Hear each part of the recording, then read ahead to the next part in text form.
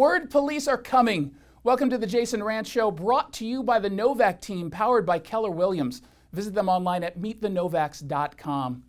The Prevention Advocacy and Resources Center, PARC, they have a website over at Brandeis University, and it reads like a parody.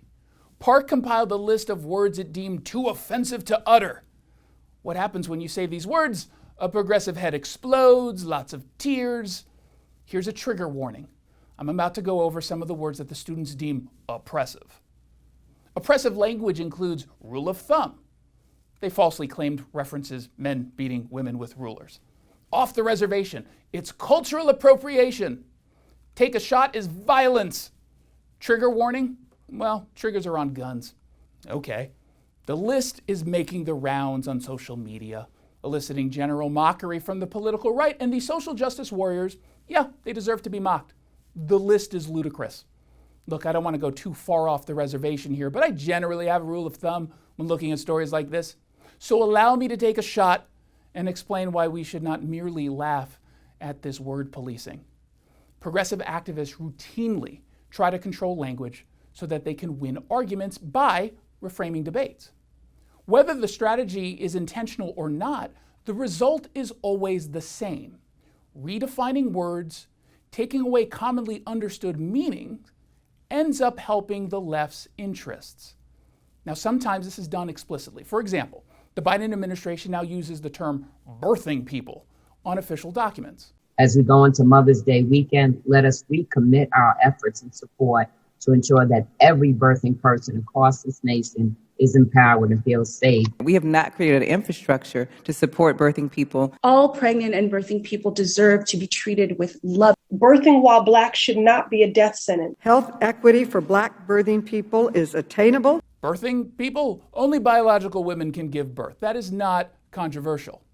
But the strategy here is to force societal change. As progressives redefine gender to forward their views, creating new victimized classes to pander to in order to stay in office, changing words in official documents, it helps legitimize their moves. And by calling out their language changes, or using normal phrases like mother or women who give birth, apparently it's now called violent and oppressive. Well, if words are forms of violence or they're oppressive, well, what's the end result? It means that people will be forced to not express some ideas or use certain words. Bad faith activists, of course, abuse this very, very easily. They're already doing it. And it's often used to silence opposition. Now look, it makes sense that most of us laugh at the Brandeis word policing. It is undoubtedly funny and driven in part by the narcissism of its authors. In reality, there's no one actually offended by any of the words on the list. That's, of course, laughable.